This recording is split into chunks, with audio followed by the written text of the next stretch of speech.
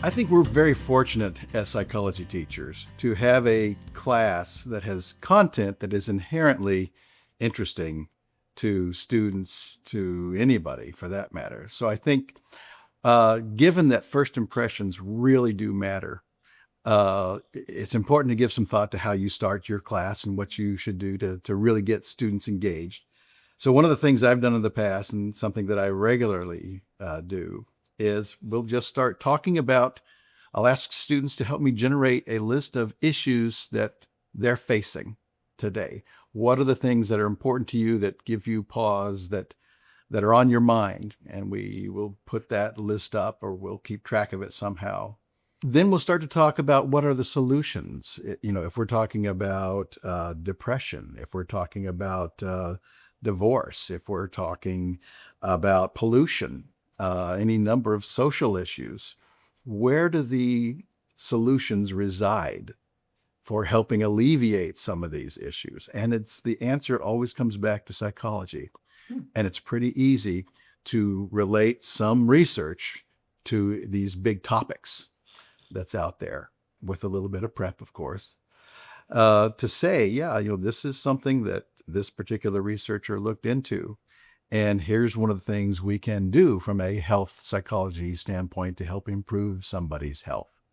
Or from a developmental standpoint, how do you help engage 3-year-olds, 4-year-olds, to help them on their journey as they begin to learn things of a school nature, how to get them ready for preschool, all these kinds of things. So that tends to be a pretty high interest series of topics, and students leave there typically talking about that, and then they go home and talk about it as well. Here's what I learned. Mm-hmm. The first day of school is so exciting. You're excited. Some of your students are excited. And you've been going through so many days of preparation to get ready, and now finally you're live. And I think the most important thing is to make it memorable for your students, to make your class stand out. You don't have to make psychology exciting, because psychology already is exciting. You just have to not ruin it for the students involved. Your district may have requirements about preparing and covering a syllabus on the first day of school. But if they don't, I would not cover the syllabus on the first day of school, because you can assume that 80% of the other teachers or more are going to do that. And by the time students have been through one class period or 2 class periods, they're going to shut down. They don't want to hear about how many tests they're going to be, or what kind of assignments or projects they're going to have to do. Find something different. I often, for example, started with a video clip. There's a very old video clip that I'm sure some of you have seen from I Love Lucy, where Lucy and Ethel are working in the candy factory. And they have to wrap candies as they come along an assembly line. And their boss is like the soup Nazi on Seinfeld. She cracks the whip and leaves them as the assembly line speeds up faster and faster and faster. And it's a disaster, an hilarious disaster, as they work to try to cope with this increasing speed. Classrooms are a lot like that. Your course tends to start slow and then speed up. And everything that Lucy and Ethel could have done wrong, they did wrong. Everything that the boss, who of course is the teacher, could do wrong, she did wrong. And after I show that clip, I ask students why I would show that clip on the first day. How does this compare to a class? What can we learn from this clip about communication, about honesty, about hard work, about ramping things up? And it leads to a very, very interesting discussion. I've shown video clips of people juggling, just wonderful jugglers. You can find hundreds of these on YouTube. And kids tend to be amazed by them.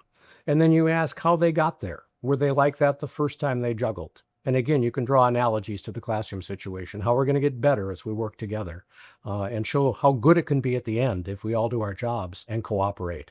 Or I've done magic tricks. You can find copies of these tricks, which become critical thinking exercises. You do the magic trick and then ask students whether the trick is really a trick, or if something else like ESP is going on.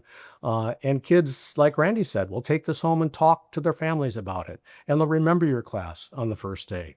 The syllabus I usually covered with a scavenger hunt. I'd send it home with students with a series of questions, things they had to find. And it's the first lesson, and hey, you're going to have to read outside of class for this course. We're not just going to spoon feed you everything in class. Why spend the time to write it down if you're just going to talk about it the next day anyway. So there are a number of things you can do. But the bottom line is make sure they remember it. Make sure it's something that stands out, that's different from what they're doing in their other classes that day. So the first day of class, I think it's really important to get students excited about the topic and also set the norms that you want for the class throughout the semester. So one thing in my classes, I do a lot of active learning, a lot of group, I want them to be loud and, interactive classes. And so I want to start that on day one. So I start my classes, regardless of what the class is, with myths. And I've got them on slides, and I present the myth, and they have to say if it's true. I get them in groups, and I present the myth, and I say you have to say if it's true or false. And then, they can either do it through clickers or raise their hands, low tech. And so a myth like we only use 10% of our brains, or chewing gum stays in your stomach for 7 years, or, not wearing a hat, you're going to get sick. These kind of myths they've heard in their families. And so it's a really nice way because, at first they don't really know each other. They're not really talking. And then very quickly, because they believe these myths, and like, and then we talk about why it is a myth and why it's wrong. And so it's a really good way to get the class kind of engaged, busy, kind of loud on day one. And then at the end of these myths, I can say, and this is why you need to take this class. This is why this class is going to be important. This is the kind of critical thinker that I want you to be to meet the learning objectives I have in my course.